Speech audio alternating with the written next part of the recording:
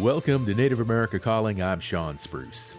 As stakeholders approach a looming deadline to nail down a Colorado River water use agreement, tribes are working to add their voices to the mix. Negotiations are increasingly urgent as projections show ever-dwindling water supplies for the river that serves some 40 million users.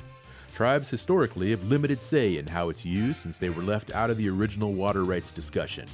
We'll look at what's at stake and how tribes hope to have their say after the news.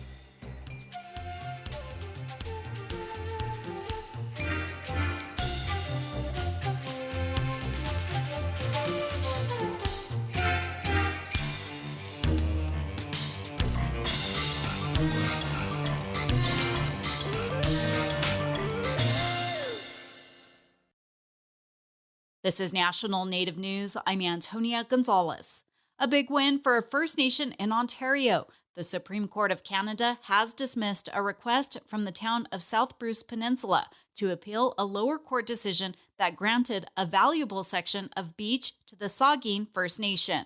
As Dan Karpinchuk reports, the chief of the band calls the ruling like a breath of fresh air. In April of 2023, the Ontario Appeal Court granted the First Nation ownership of just over a mile of sandy beach in the town of Sauble Beach.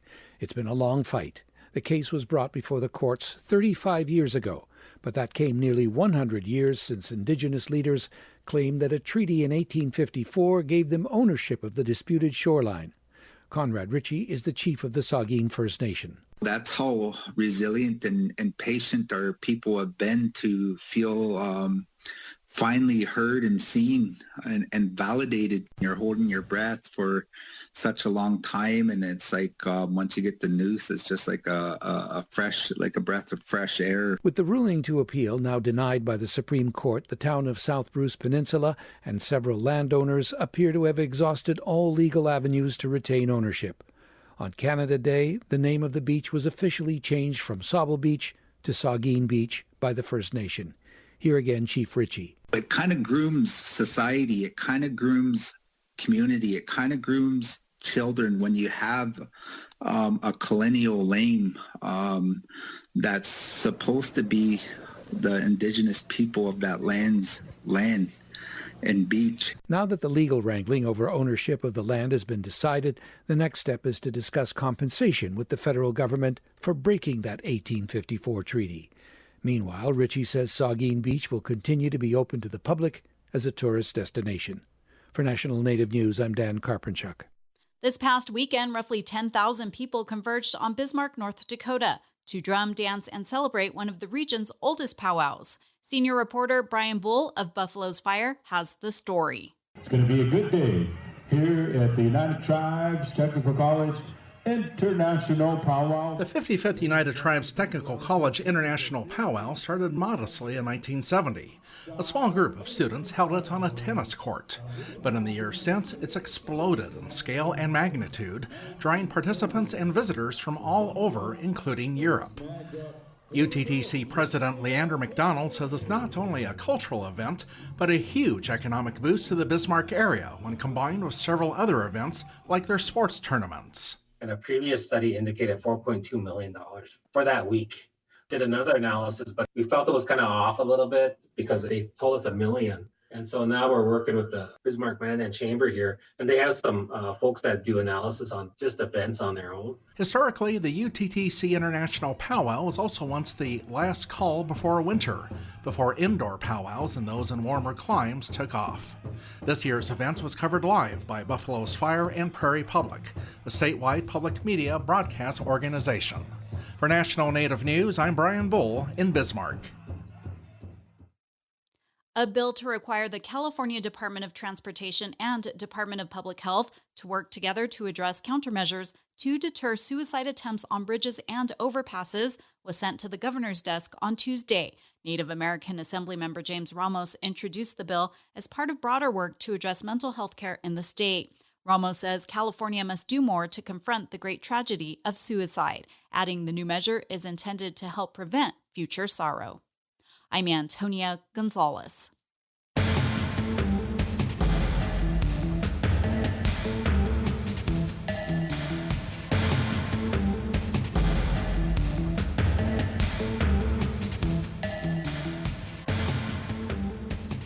National Native News is produced by Koahnic Broadcast Corporation with funding by the Corporation for Public Broadcasting. Support by Sonosky Chambers Law, championing tribal sovereignty and Native American rights since 1976. From opioids litigation to treaty rights to tribal self-governance. With offices in Washington, D.C., New Mexico, California, and Alaska. Sonosky Chambers Law. Now more than ever, the supporters of this and all Native One programs deserve a little extra love. Learn more about all our public radio underwriters and web-based sponsors at koahnic.org/supporters-spotlight.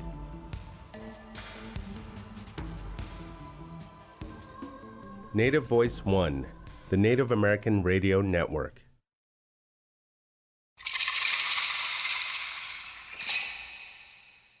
This is Native America Calling. I'm Sean Spruce. As negotiations continue on the future of the Colorado River, tribes are flexing whatever muscle they have to secure access and protections for the dwindling water resource. Right now, the Colorado River Indian tribes are pursuing their own legal declaration, giving the river the same rights as a person. A move they say will help tribal interests in a process that doesn't adequately weigh tribal voices. More than 30 tribes in 7 states use water from the Colorado River, which has been experiencing record low water levels from a decades-long drought. These stakeholders are now reworking their claims to the resource as existing water use plans are set to expire next year. In this hour, we'll take a look at tribes' proven water protection track record and what they're doing now to continue that work. Of course, listeners like you can join this conversation. Tell us, how is your community connected to the Colorado River? We're at 1-800-996-2848. That number's also 1-800-99-NATIVE. Let's now meet today's guests. Joining us from Parker, Arizona, tribal lands of the Colorado River Indian tribes, we have Amelia Flores. She is the chairwoman of the Colorado River Indian tribes. Chairwoman Flores, good morning and welcome to Native America Calling. Kuchkamadoo. Thank you, Sean, for inviting and having the Colorado River Indian tribes and Tribal Council on this broadcast. Absolutely. Thank you, Chairwoman. Joining us from just north of Sacramento, California is John Bezdek. He is a water attorney for the Colorado River Indian Tribes and a shareholder of the Water and Power Law Group. John, good morning and welcome to you as well. Well, good morning, Sean, and thank you for having us. Joining us from Denver, Colorado, we have Heather Tanana. She is the initiative lead of the Universal Access to Clean Water for Tribal Communities and a law professor at the University of Denver. She is Dene. Heather, good morning. You've been on the show before. Welcome back. Yeah, thanks for having me. Always such a pleasure. Great. Joining us from Dulce, New Mexico is Daryl V. Hill. He is the co-director of the Water and Tribes Initiative. He is Jicarilla Apache. Daryl, you've been on the show many times as well. Welcome back. Thanks, Sean. Chairwoman Flores, I want to begin with you. Personhood status, that is a profound designation for an object of nature. I think our listeners will find this very interesting. Can you tell us what it means for the Colorado River and your tribal community to declare personhood status for a river? Thank you, Sean. Personhood status right now is being considered under our tribal law, and it is meant to address the needs of the river as it flows through our reservation, our tribal lands, our homelands, to protect and preserve the river for future generations. Personhood status also means that the Colorado River, along with its spiritual and cultural connections to CRIP, has the right to be protected under tribal law. Also, this law would apply to tribal members also and those who want to work with CRIP on the potential use of our water resources. Tell us more about the cultural connection that the Colorado River has to your community, some of the history, and also how this potential designation could expand that and enhance that, strengthen it. Well, the Colorado River Indian Tribes has 4 tribes it's made up of 4 tribes: the Mojave, the Chemehuevi, the Hopi, and the Navajo. The Hopi and the Navajo were relocated here on our homelands in 1945 after the World War II ended. And, of course, indigenous to the area is the Mojave and the Chemehuevi. We're farmers. Our creator, Mativil, gave us our resources, our land, and our water to use and to live off the land. And so our religious, and I don't want to go into too much of, the ties that we have, but understand we acknowledge this gift from our Creator. And so we have our religious ceremonies. We have our connection to the river in us, and also with the Hopi and the Navajo. They have their spiritual and religious ties to the river that they practice. So that's why it's very important for us to consider the personhood status under our tribal law. Right now, our reservation is made up of over 4,600 tribal members. But water is life to us, like any other indigenous people. Water is life to us, and we're connected in that way, the spiritual ties and cultural connection. Chairwoman, you mentioned that this designation that's being considered, it would apply specifically according to tribal law. So I want to ask you, what are you hoping that this designation could accomplish beyond the legal structure of the Colorado River Indian tribes? What message are you sending beyond your tribal borders? Well, it would mean the river would give Crit legal means. It would further our sovereignty of who we are as the Colorado River Indian tribes. And you talked about the damage that the climate is now changing. It has caused what is causing to the river users up and down the river. We have principles also. We've stated that, we do have principles that we've given out, and so anyone working with the tribes must adhere to the principles. But, this is our natural resources, and we want to protect it as much as we can, not only for this generation, but it would also mean that future generations, tribal councils, have to take into account for the needs and the protection of this river. And that's what it boils down to, is the protection of the Colorado River, the water that runs through our lands. Mm-hmm. Chairwoman, states and other stakeholders right now are talking about a new water use plan. It's going to be drawn up in 2026. How is your tribe involved in these conversations? Well, a couple of years ago, we were attending the meetings. However, that has ceased with the new administration coming on board. So we do meet with the Bureau of Reclamation, and we do meet with the commissioner, the acting commissioner right now. But what it would mean to what our tribe, the Colorado River Indian tribes, is to say that we're still being left out. Tribes, and I can't speak for the other tribes, but for Crit, we are still not, and the phrase goes, still not at the table. But we don't want to repeat history. We want to be included. We do have solutions. We do have our water rights. And so we bring that to the table because, again, the Colorado River is who we are, and we need to protect it. Right now, we're opposed to any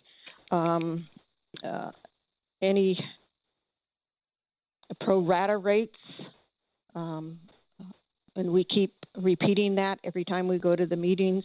So should there be any cuts and tribes be considered in the cuts, we have the most senior water rights of the lower basin of the 5 tribes. So we will defend our water rights.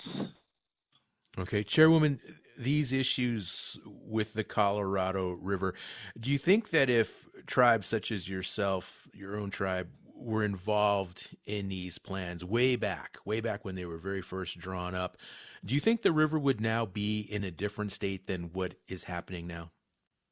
Yes, it would. I believe it would. What do you think would be the situation? Would we be having this conversation now? Would there be enough water for everyone, or would there be, maybe envision that for us? Because I'm just curious, and I'm thinking of listeners all over the country that might not be very familiar with the Colorado River and some of the communities that are adjacent to it. First of all, we have, as Indigenous people, we have those ties, those religious, spiritual ties to the river. We are stewards of the river, and we've long before the Europeans came have been taking care of the river, been using our river and how our Creator has given it to us. So we're mindful of that. And in lean times, then we had our practices of going off the lands and sustaining ourselves. And when it was plentiful, when the climate was good, then we all ventured back to the river, and it sustained us. And so we need to keep going and protecting it, sustaining it. And so if we were at the table, if we were included in the negotiations and the law of the river, then that would be taken under consideration, because our leaders, our past leaders, they knew a lot, and with the cultural, and what they wanted for their people. They wanted the people to continue to live off the lands that our Creator gave us and to protect it. And so I believe, with all the 30 tribes of the upper basin and the lower basin, we would have a lot to contribute to that. And we do now. I mean, we're making our voices heard as much as we can as to, conserving and what it means to protect this river. Chairwoman Amelia Flores of the Colorado River Indian Tribes, kicking off our conversation today here on Native America Calling. Stay with us. We'll be right back.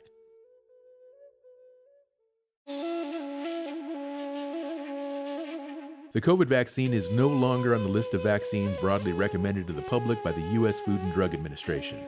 Many patients are struggling to make sense of the sudden change in what was previously a straightforward measure to prevent illness. We'll get answers from public health specialists coming up on the next Native America Calling.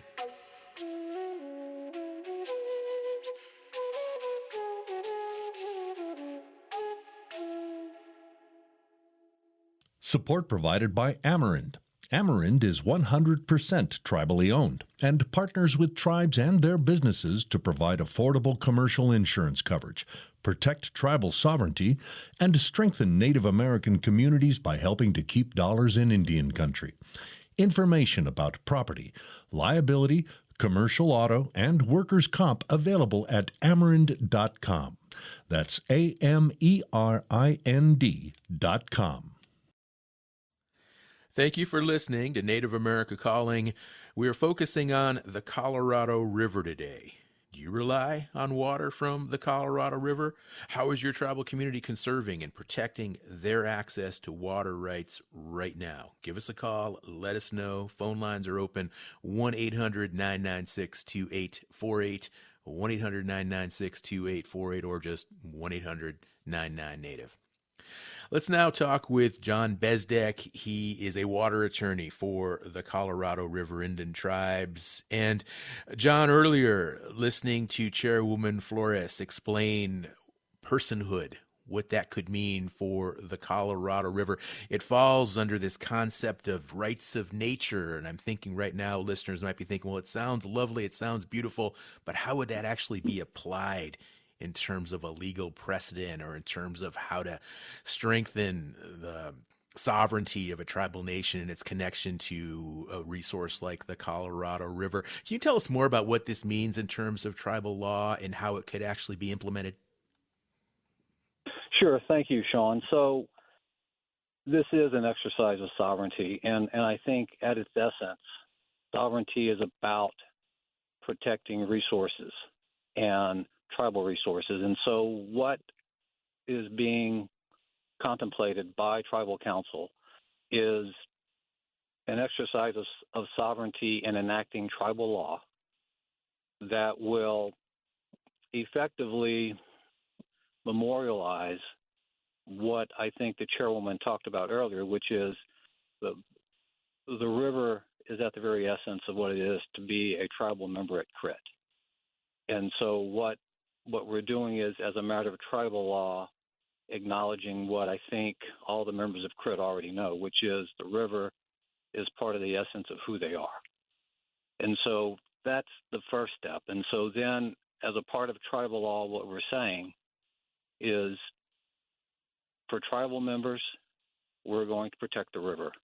For those outside of the reservation who want to work with CRIT, for those who want to come in and have a conversation with CRIT about the potential use of CRIT's water resources elsewhere off the reservation, that what we're saying is that you're going to have to comply with tribal law, which means as we have a conversation about you wanting to use CRIT's resources elsewhere, what are you going to do to make sure that the river is always taken care of? And so that, in my estimation, is really what's going on here. Okay. John, the Colorado River, it is nearly 1,500 miles long. It encompasses parts of 7 U.S. states and 2 Mexican states. So right now, listeners might be thinking, well, how do you do this? How does this work when it's such a long river and there are so many other stakeholders in addition to the Colorado River Indian tribes? So we're protecting, as Chairwoman said, the river that is on reservation lands. That is what we're protecting. And so as the river flows through the reservation, tribal members see the stress that the river is under.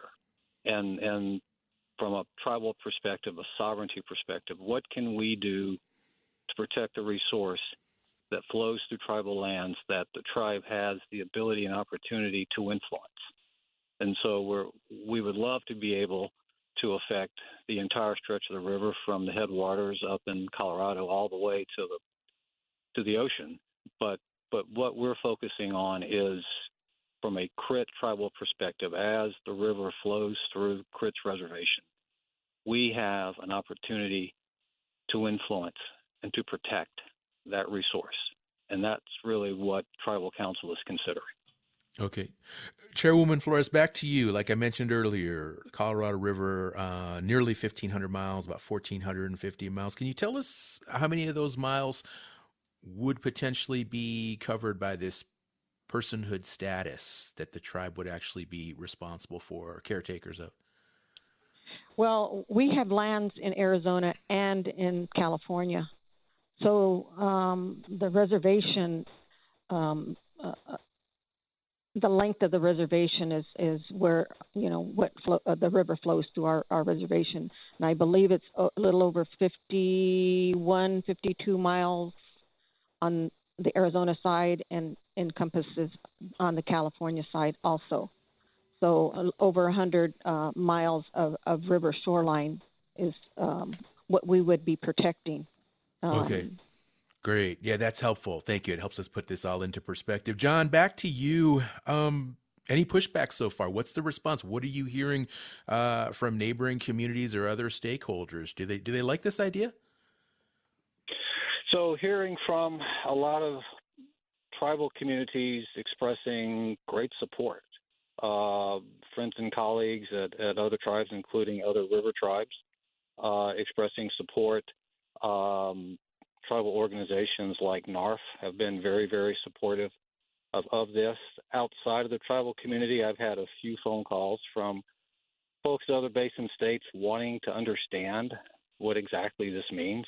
And so as you walk them through and you explain this is about tribal law, this is tribal sovereignty being exercised, This is about protecting the resource within the bounds of the reservation. People understand and get it. But what I would add to that, though, is as Chairwoman said, this is also about protecting the river itself. And I think one of the things that as Chairwoman said and as Tribal Council has been talking about is in all of these discussions about how much can we take from the river and how much water can go here and how much can go there, how much is the conversation about how much water stays in the river? What does the river need?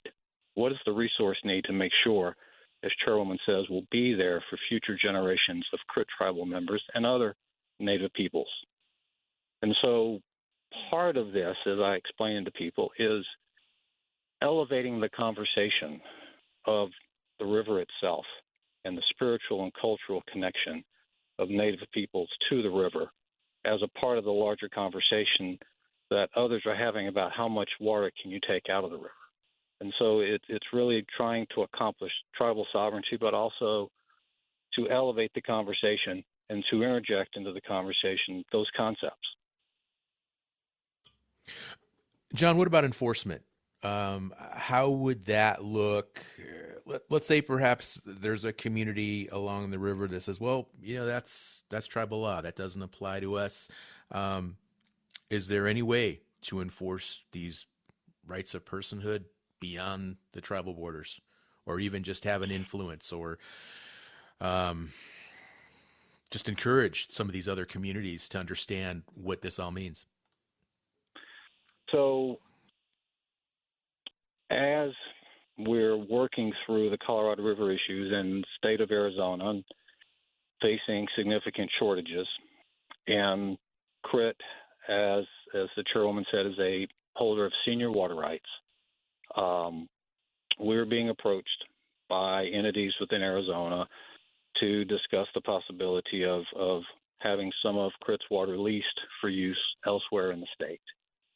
And so where this really becomes an issue of being able to exercise tribal sovereignty is if an entity in Arizona wants to come in and have a conversation with Crit Tribal Council about the potential use of Crit's water, this is part of that conversation. Any agreement that Crit will make will account for the river. Chairwoman talked a minute ago about Crit's principles of engagement.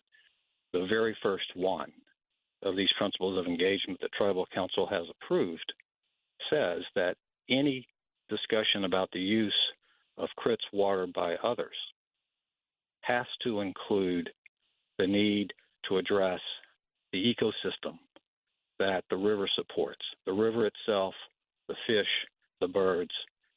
Any conversation about that, any transaction is going to have to set aside whether it's economics or whether it's investing in the river. But what Tribal Council is saying is that if you want to come talk to Crit about the potential use of our water elsewhere, part of that conversation is going to include what are you going to do for the river as it runs through our reservation. 1-800-996-2848. That is the phone number if you would like to join today's conversation. Rights of nature, personhood status for an object of nature. What do you think about that? This is a really, really innovative concept. It's an indigenous concept. It's based in sovereignty, tribal perspective, culture. Let us know your thoughts. 1-800-99-NATIVE. And we've got a caller on the line right now who wants to share his thoughts. His name is Richard. He's listening to our show online in Oklahoma. Hello, Richard. You're on the air. Hello. I'd like to comment about water as being a living entity that gives life, sustains life, just as our mother does. Also, the Colorado River is an international water tributary. It sustains many, many lives. Tribal rights are inalienable, inherent rights of Turtle Island, within and thereof, and should be addressed by all those affected by it. As continental citizens, there should be a unity in speaking up about the use of this water and how it sustains us. Who gets it first? Well, that's arbitrary. Richard, good insights. Thank you for calling into the show today. Listening in Oklahoma, online. 1-800-99-NATIVE for anyone else who would like to join the conversation right now. We've got the phone lines open. We're waiting for your call. 1-800-99-NATIVE.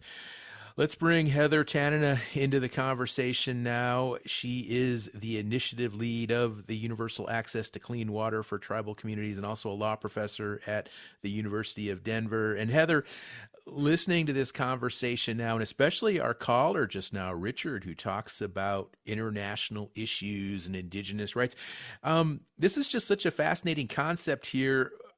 Rights of nature. How often are rights of nature designated by indigenous people? And are there other examples that we can point to where rights of nature have been used successfully to advocate for objects of nature, places, spaces, rivers, mountains, lakes, forests on behalf of indigenous communities? Yeah, I mean, such a great discussion because on the international scene, we have seen a lot of success with rights of nature. You know, the Wanganui River in New Zealand was the first river to be granted legal personhood, and that was done through a treaty agreement with the Maori and the New Zealand legislature. Following that example, in Australia, we saw action around the Yarra and the river there, and internationally, it is being enforced. It is a mechanism recognized in kind of this, the prevailing state law, and the indigenous people view it as a way to take their principles, their beliefs, and make it enforceable in the courts and in the legal system there. That's a little different from what's happening, I think, in the United States. I mean, certainly, it's funny, it's actually this 1970 article by this, white legal scholar, Christopher Stone, who wrote an article called Should Trees Have Standing? And in law schools or in the academia, a lot of people point to that article as being like, oh, this innovative belief about, nature having its own rights and its own values that should be protected. But like Chairwoman Flores mentioned, these are indigenous long-held values. So in our way of thinking, in our beliefs and practices, it isn't new. So as a legal mechanism to be enforced in courts, that's kind of, something that's more increasingly taking root here. You asked about other tribes, the White Earth Band of Ojibwe. They have a kinship and relationship with wild rice, Manoomin there, and so they passed the rights of Manoomin. You've got the Menominee Indian tribe of Wisconsin doing this with the Menominee River, Nez Perce, Yurok tribe of California, right? I think increasingly more and more tribes are exactly what was mentioned, exercising their sovereignty because the broader U.S. population, they haven't got or understood this special relationship, kinship, and way of interacting with our natural environment.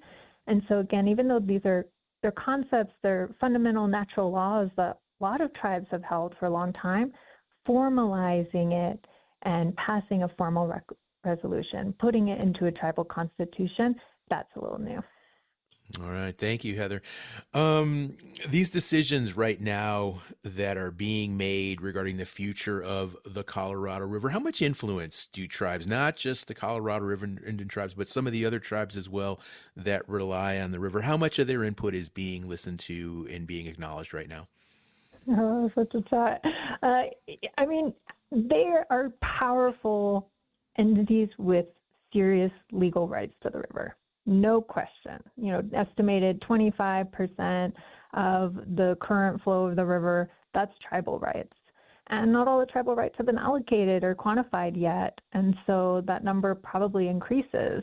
And so I think, exactly what Chairwoman Flores is saying, what Daryl Leahill does in his work with Water and Tribes Initiative, it's to remedy that historic displacement of the role of tribes in river governance. I think it's widely recognized their significant rights. they should be involved, but how to do that, people are still struggling with a little. Do you see a pathway to better include tribal voices in these discussions? Strong leaders like Chairwoman Flores, they are not being pushed aside anymore, and asserting their rights, exercising sovereignty to pass laws that put their values of the river forward. I mean, they're not going to be ignored anymore. And so I think just in the past, 5 years, the tone has changed, and that recognition. It's just, going back to collaboration and kind of what John was saying. We don't have the river today is not the river they had in 1922. People have to collaborate. They have to talk with one another, and that has to include the tribal laws, their fundamental laws, natural laws that should be respected just as much as a state law. 1-800-996-2848. That is the number to our Albuquerque studio if you would like to join today's conversation. 1-800-996-2848. We're going to take a short break. We're going to come back. We'll continue talking with Heather Tanana, and we'll also bring Daryl V. Hill into the conversation as well. He is the co-director of the Water and Tribes Initiative. So stay with us and give us a call as well. We'd like to get some more callers on the line. We'd like to hear some more community perspectives, some insights, maybe some ideas with regard to how water conservation efforts and water protection efforts can be strengthened throughout Turtle Island. 1-800-996-2848. That is the number to call.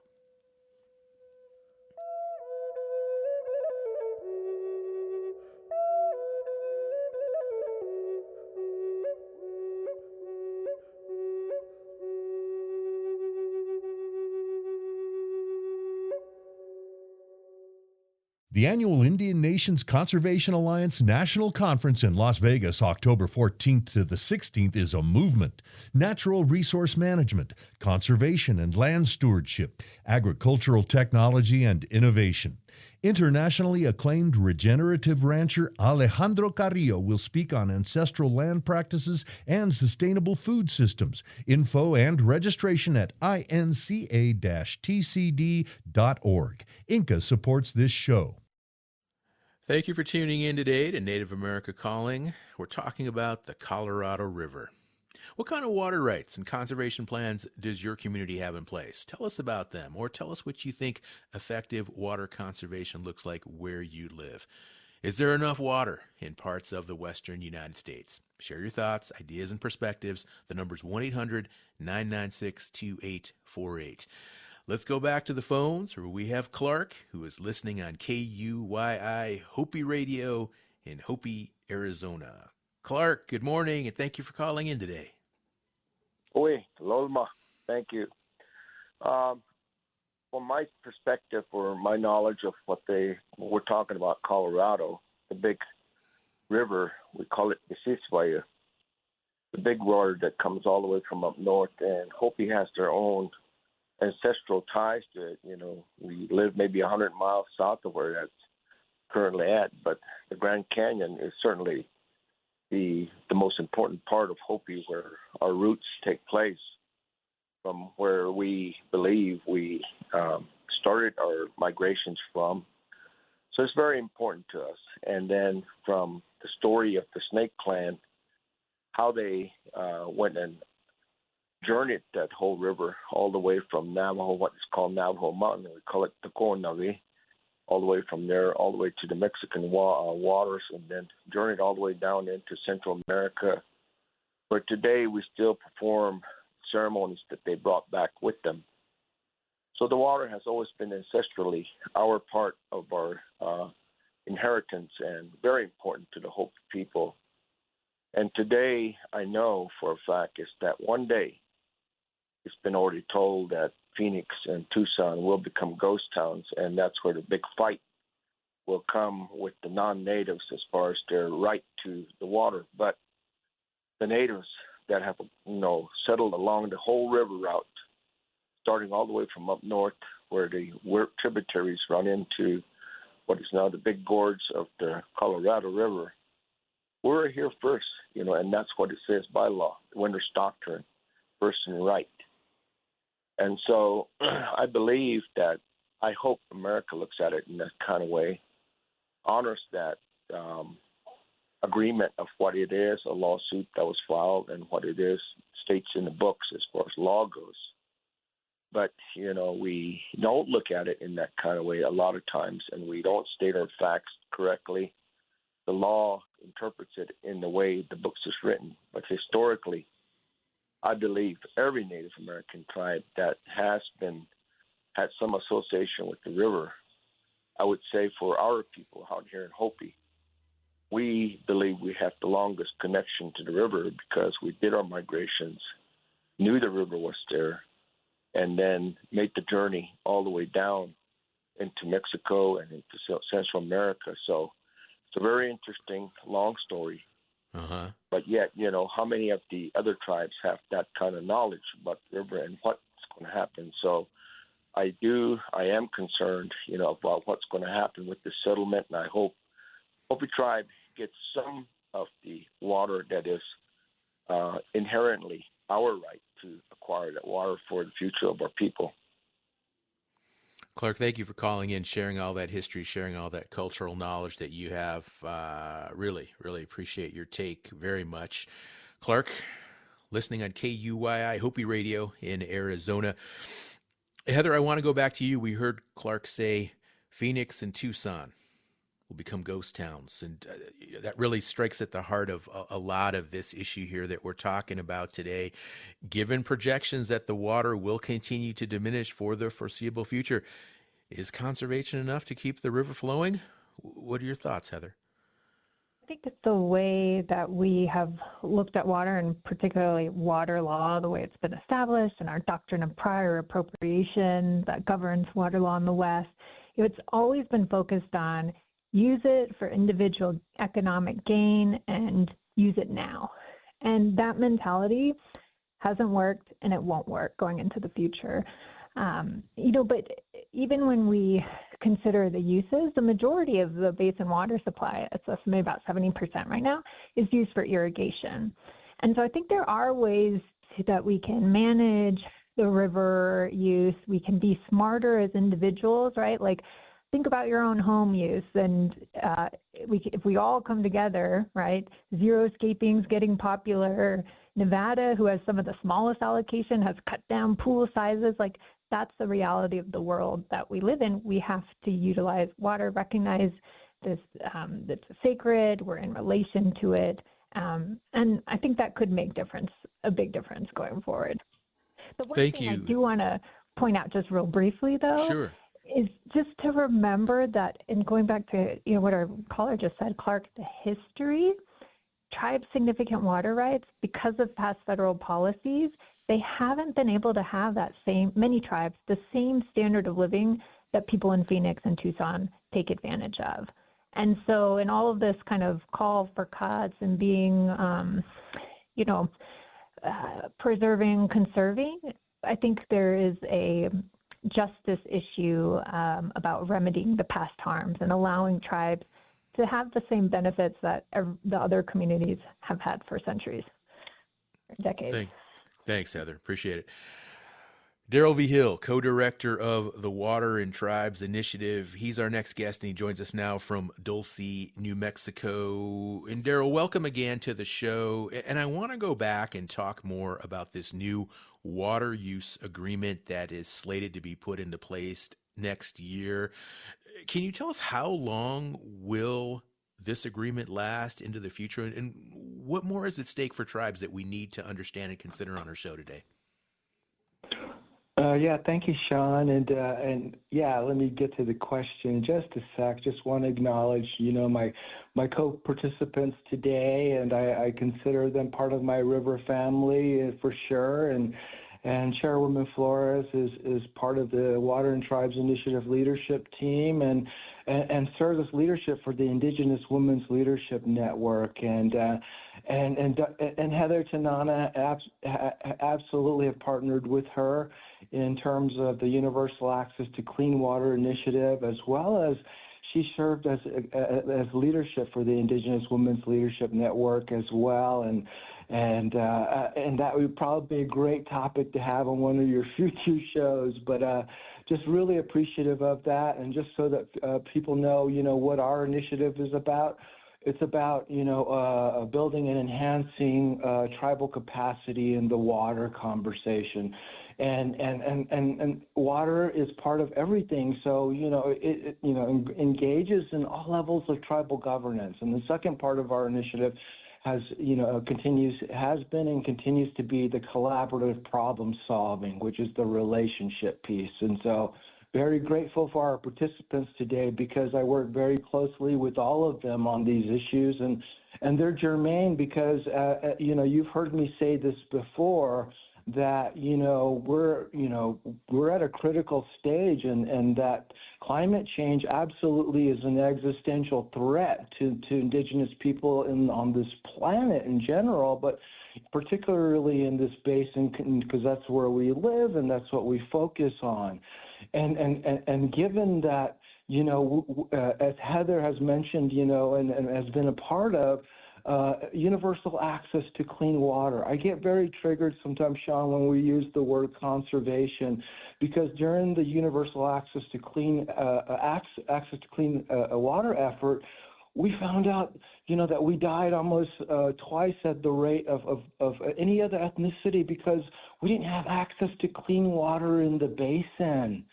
And that was unconscionable. So it's not an issue of tribes not, if you're, having a conservation conversation with a tribe that doesn't have access to clean water or doesn't have a settlement, it's the wrong terminology, because, what are they going to conserve if they don't have a settlement? And where we've been, the 30 tribes that I know absolutely are rooted and grounded in the humility of knowing, and because I visited each one of them personally, in the humility of knowing that we're just part of a greater whole. And that's what we're rooted in, and that's what we've been provably rooted in for the last 25,000 years or so. And so, to question our kind of, who we are as a people in this basin who've been adaptable and sustainable, and in terms of what our contribution is unconscionable to me and dishonoring of who we are as sovereigns. And so, absolutely, this where we're at with post-2026 activity is that, tribes have ownership of 25% of the water, and increasing with hydrology because of the rights of in terms of it being acknowledged as being older than all the other rights in the basin. We're at a situation now where they own 25% of that and increasing. And guess what? We don't have a seat at the table. We don't have any say over our own water. And so if we have, given climate change and given hydrology and given what happened during COVID, could we sustain another global pandemic without access to water or those resources that we need? Okay. And maybe the answer is no. So that is how important this particular piece of legislation is going to be, because it will last for the next 20 years. And if we've never been included, the compact was established in 1922. And I know where my tribe was at in 1922. We were barely surviving on government rations. And if we haven't been included in 100 years, and to survive another 20 years without that inclusion of tribal water rights would be unconscionable in my mind. And so that's the importance of it, Sean, in terms of the basin specifically, but it's an issue in the West as well. And happy to speak more about the sovereign issue, because it's important. Absolutely. 20 years into the future, Daryl. So we're talking 2046, 2 decades. Well, tell us more. I mean, what types of conservation commitments would you like to see, Daryl, from states, from cities, from agricultural industries? What would you like to see happen? What would you like to see them put on the table in order to ensure that in 2046, someone else isn't having this same discussion or a worse discussion? Well, exactly. And I think that's part of, again, our whole initiative has been about that part of that second piece because, if you're going to, and part of, it's really important to understand that there were 14 tribal leaders who came together a few years back and formed the Basin Tribal Coalition. And that was a whole of basin conversation that didn't exist because there needed to be a whole of basin conversation. And almost a couple of years ago now, that organization put together a joint letter that was signed on by 22 tribes in the basin that said whatever happened in terms of the new governance of the Colorado River, that it needed to include three things, trust responsibility, the execution of that, and access to flexible tools, and inclusion. And what happens, Sean, is that, it goes back to that first piece. If you've never been included for over 100 years of governance in this basin, then guess what? You're going to have to jointly build and create those structures and build the capacity to do that. And that's part of been the last 9 years of my work or our work in terms of really, creating those relationships that did not exist before. Because, and an example is, something that my tribe did when I was a water administrator is that, and part of the reason New Mexico is in a safe place in terms of these negotiations is because we executed a sovereign-to-sovereign transaction with the state of New Mexico in 2022 that allows us to work jointly on a water future. And guess what, Sean? That was the first sovereign-to-sovereign transaction in 700 years of New Mexico governance. That's a lot. Daryl, we've got about a minute or so before we're going to have to wrap up this show. But what's really coming across here as I listen, and I think a lot of our listeners across the country, is that it sounds like what we really need to do is rethink how we use water, how we understand water, how our relationship with water exists. And I'm going to give you the last word here. How does that happen? How does that occur? How do we rethink? And not just us as Native people, but non-Natives as well. Yeah. I would love to just throw this out in terms of what we've been talking about, sovereignty. And I'll leave it in the viewers' minds to be thinking about, because it's at the heart of what we're talking about in terms of my understanding of sovereignty is it's a spiritual concept in terms of our sovereignty was given to us by the Creator. And if that's the case, not only does our sovereignty predate the states, but it predates the federal governments. Yes, indeed. We're out of time, folks, so we're going to have to wrap up this conversation. I want to thank all of our guests. This has just been a really, really fascinating conversation, an enlightening conversation, an inspiring conversations, and it was made possible by Daryl V. Hill, John Bezdek, Heather Tanana, and Chairwoman Amelia Flores. And of course, we took some great callers as well who added to the conversation, shared their insights.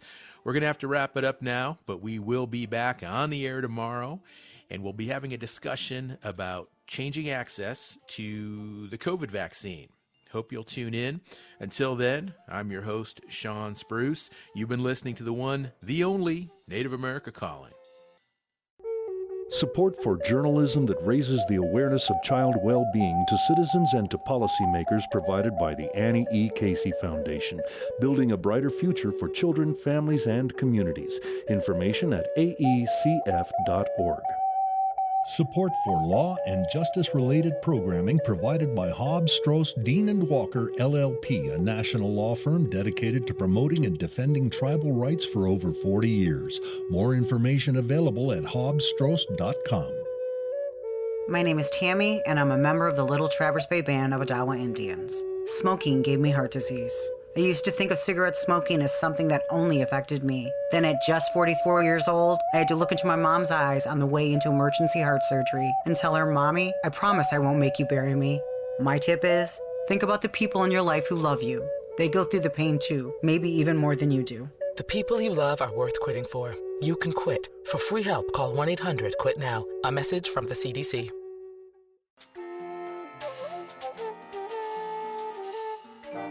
Native America Calling is produced in the Annenberg National Native Voice Studios in Albuquerque, New Mexico by Quantic Broadcast Corporation, a Native nonprofit media organization. Funding is provided by the Corporation for Public Broadcasting with support from the Public Radio Satellite Service. Music is by Brent Michael Davids. Native Voice One, the Native American Radio Network.